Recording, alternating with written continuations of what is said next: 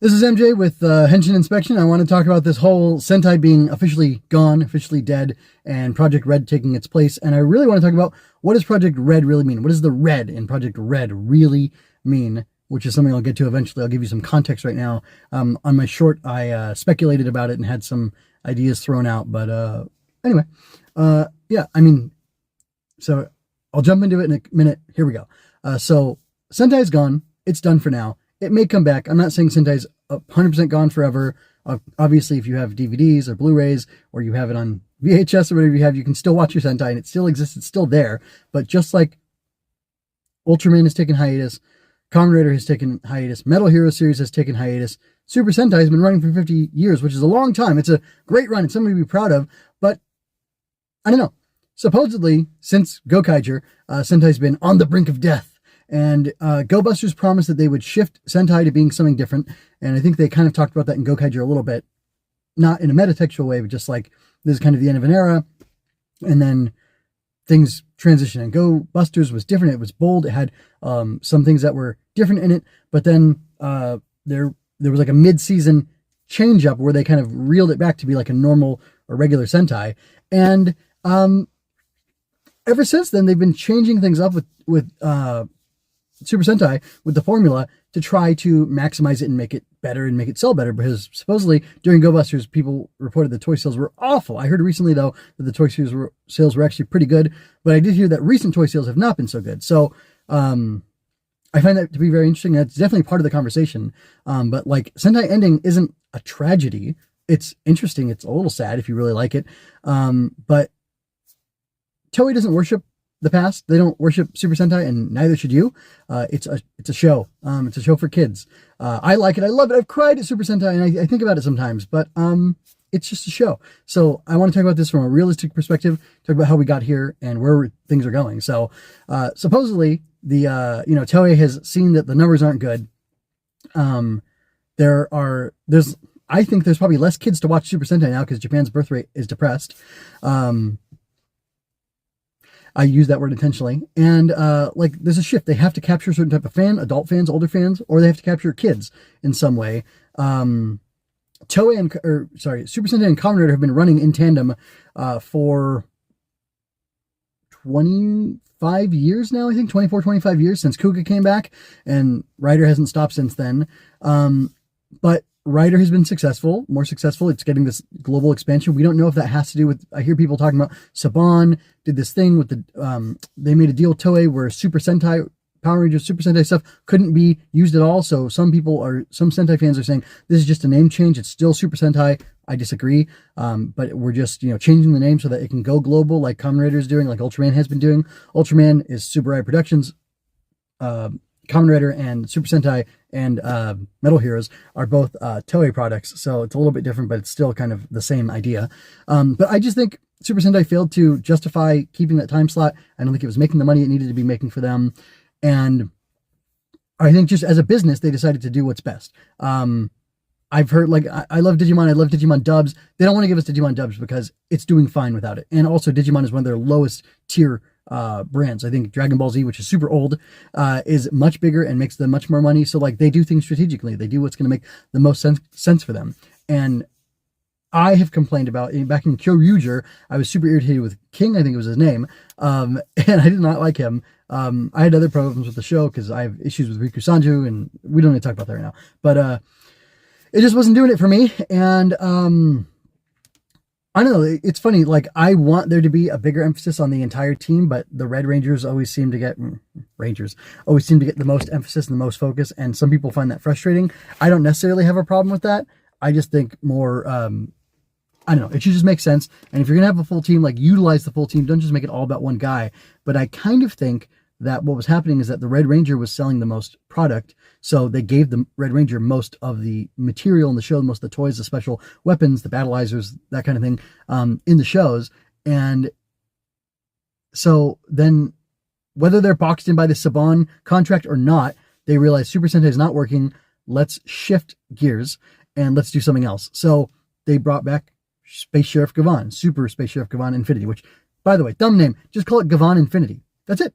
Anyway, but so it's a solo hero, which should be cheaper because there's not a whole team that you need to have face actors and suit actors for, and maybe even special suit actors depending on it. You don't have to make a lot of different molds of that one costume. You can make one costume. So it's, look at the Kamen Rider model, look at the Ultraman model. They have one hero who has multiple forms, potentially. I hope that in Project R.E.D, Gavan Infinity does not have multiple forms, but he could. But like, you can make one single suit, and you can have different tools, different items, whatever. I peeked at Shiravan? I think Shiravan. I looked at a little bit of Shiravan this morning in preparation for this, and I saw that Shiravan has a ship, and I know that Gavan has a ship too. It's like the Dragon something. I don't know what Shiravan's is called, but he has a ship that it does transform into like a fighting robot, but it's more like Ed, from RoboCop, it's got like little legs, and it's got like this whole huge base, and it's got arms sort of, but the arms are just to hold guns so they can shoot the whatever bad guys he's fighting. So instead of having multiple Megazords, which I also thought the Megazords are ruining the show. I have a whole Henshin reflection, series called Heart and Soul, where I talk about what hooked me into Tokusatsu and what kind of killed it for me a little bit. And like, I really think the emphasis on toy sales is bad, and it does ruin the shows. I think it's deleterious to the story, and it makes people, if people aren't hooked on the story and hooked on the characters, then they won't buy the product. And I think that's what was going on with Super Sentai. So hopefully shifting focus to one single guy and changing the format and changing the formula up by focusing on one guy who has one suit and maybe a small array of tech robots, whatever, like just like one suit, one hero, one suit, one set of gadgets for him. And like, that's it. I personally think that's the right move. And I think it'll allow them to emphasize story and to have an easier time crafting a really strong story that'll draw people in and hook them and make them fans and make their kids fans as well after them. So I think Toei did the math and did the calculations and found that that was the best thing for them to do, because they don't have to, I mean, they're going to still re-roll the show. It sounds like Gavan Infinity is the first of the Project R.E.D, and Project R.E.D is going to be like Super Sentai instead. Super Sentai is the, umbrella term. Then there's, Kyurei Sentai Goju. There's Tokume Sentai Go Busters. That's an easy one to say for me. And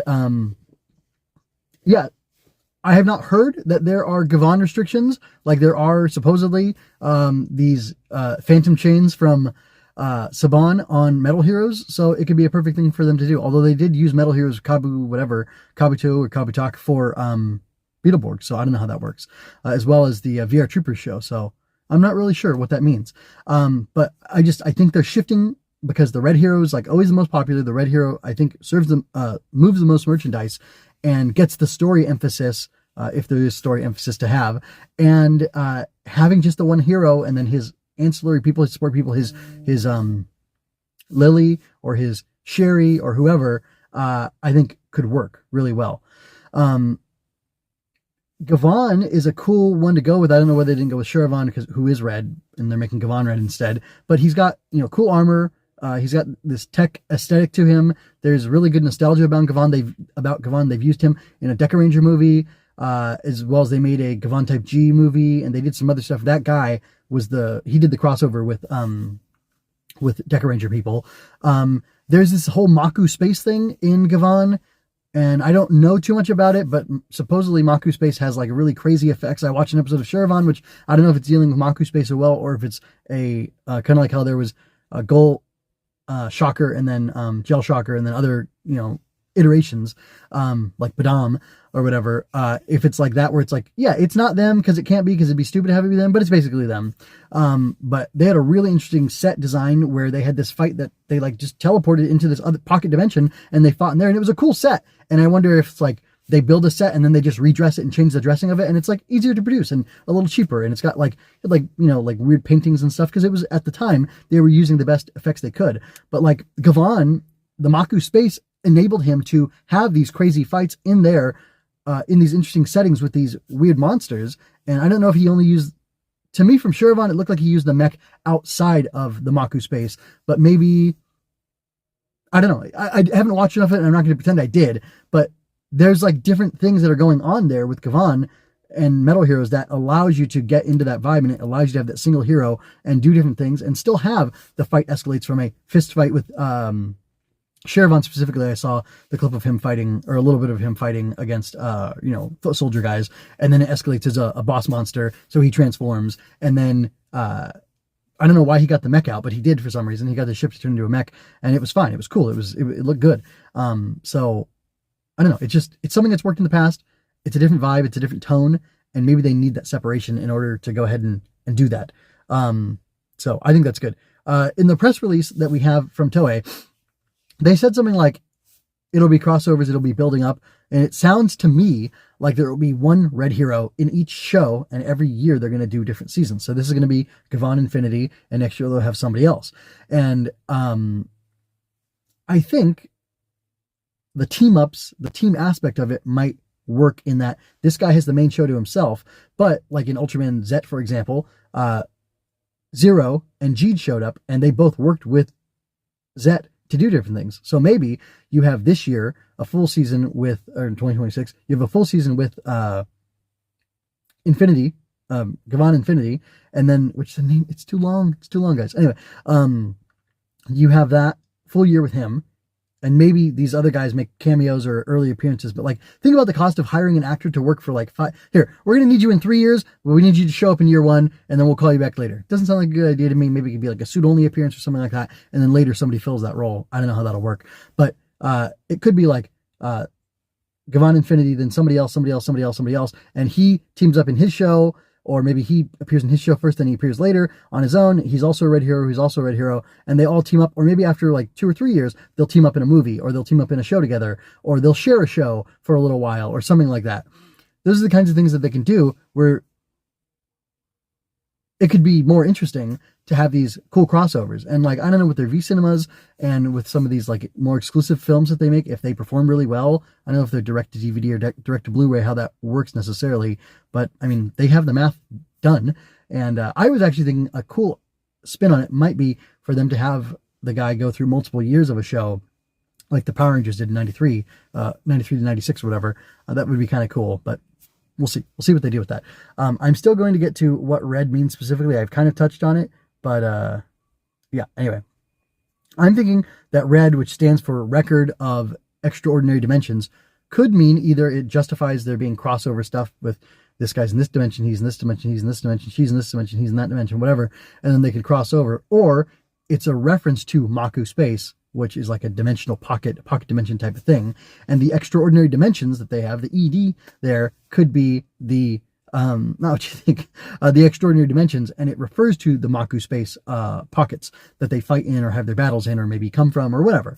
And the records obviously is a recording of that. So it's like the shows represent the records of that. And maybe even like Project R.E.D is an initiative in world to create these warriors that can deal with these things coming from these extraordinary dimensions, or maybe the record from the extraordinary dimensions gave them the blueprint to make their own Gavan Infinity or whoever to fight whatever threats. So I think the record, the ED part of the R.E.D means that it's Makuu Space, and I think it's hinting at this is why Gavan, they're going back to Gavan so they can utilize that. But it could also be extra dimensional or crossing dimensions, to do a whole, Gavan Tokusatsu crossover universe, like Spider-Verse type of thing, but Gavanverse or whatever.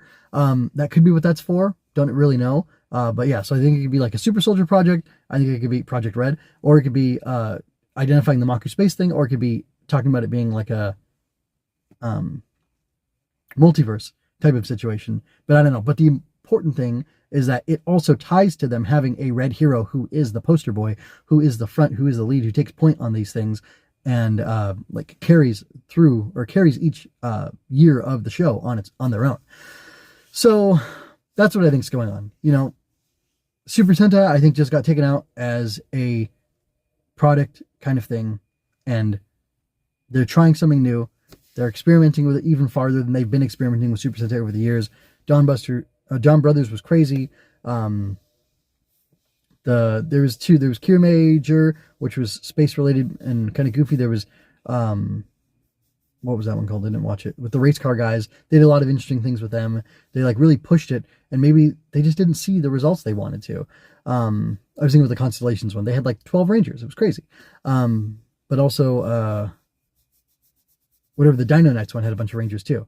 Anyway, just they tried and they tried and they tried with Super Sentai. I guess changing things up didn't help them enough. So now we're getting Project R.E.D. They're bringing back Metal Heroes. They're resurrecting it. They're putting Super Sentai to the side. Maybe it'll come back in the future. Maybe not. Maybe it'll come back and crossover with Project R.E.D. It could. I'm not saying it won't or it shouldn't. I'm just saying I think Project R.E.D. represents a market shift to something else. And they see that the Red Ranger carries everything. So they're going with a red hero instead. And it's a metal hero. And it's Gavan Infinity for whatever reason. I think there's a couple different, they pointedly had the R.E.D. stand for something. And I think it gives us a clue as to what we're going to see in the show. And I'm really interested to see if my predictions come true. I'm really interested to see how this performs. I, for one, would be interested in a single hero show. Like, I hate that Kamen Rider always has to have secondary and third writers. Personally, it just doesn't appeal to me. I want a single writer, and I want it to be cool. And I'm okay with, like, ally monsters and stuff like that. Like, that would be cooler and more interesting. Or even, like, Daimon Rinko in Wizard. Like, why didn't she ever get silver bullets for her gun to help her fight off the phantoms? She could have done that, but they didn't do that. Whatever. So, yeah. I think it's good. I think it's a good move for them. They wouldn't be making the move if they didn't think it was a good move and they didn't think they needed to make it. And I'm excited to see what comes from it. And I'm curious to see what we find out in the future, if anything, as the show goes on. And if there's any word on more of what Super Sentai is doing, there is still a possibility it could go to streaming. We don't really know. There's a lot going on. But yeah, holding on to the hope that Super Sentai isn't really gone, I think is... You're denying what's going on because we have official proof. And this was said to be in the Super Sentai umbrella or continuation of Super Sentai, but I'm pretty sure that it just means it's time slot. They have Super Sentai's Sunday morning time slot, and that's it. You have to deal with it. Sorry. Anyway, I made a couple memes for this show because I'm enjoying making memes now. It's a lot of fun. I figure if I'm going to talk about this stuff and be super serious about it, I may as well have some fun too. So maybe on the post for this full episode, with me talking about it on my website, I'll have a meme duel at the top so you can look at them and compare them and see them not just going by on the screen, but see them in, at your leisure, and you can download them, share them, whatever you want. So anyway, until next time, folks, this is MJ signing out with Henshin Inspection. Take care, be well, and yeah. I don't know what else to say, except for check out my book trailer coming up. It's about magical bugs battling monsters. It's a kid's book, but, this is kids stuff that you like, that I like, that we can be passionate about, and I aim to make my kids stuff as good as this kid stuff that we're enjoying here. So that's it.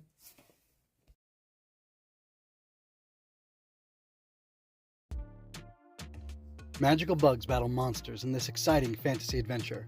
Gremlings prey upon children. Growbugs protect them. When a gremling finds a hidden growbug fort, the whole flock makes a surprise attack. How will the growbugs survive? Find out in Makuu Mayhem. Learn more at growbugs.com, where you can find out more about our mailing list, receive behind-the-scenes information, and get all the latest news on the Growbugs.